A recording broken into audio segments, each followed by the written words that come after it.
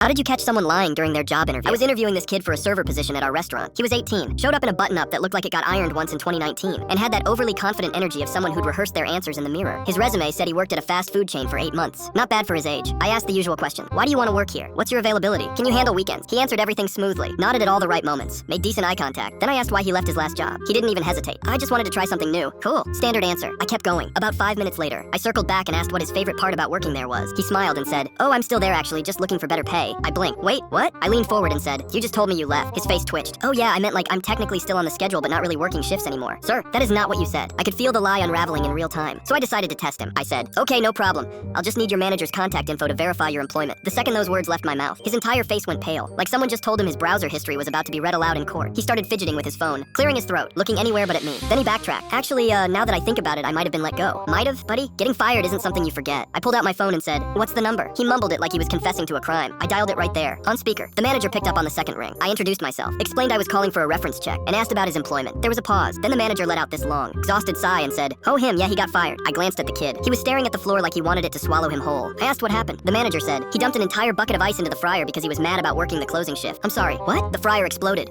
Oil went everywhere. We had to shut down for 2 hours. It was the dumbest thing I've seen in 15 years. I just sat there holding the phone, trying to process what I just heard. The kid stood up without saying a word. Didn't apologize. Didn't explain. Just grabbed his keys and walked out. I watched him get in his car through the window and peel out of the parking lot like he was fleeing a heist. I hung up the phone and sat there for a solid minute in silence. Then I looked at my coworker and said, "I think that's the first time someone's rage quit an interview they were already failing." We hired someone else the next day. Still grateful I called that reference.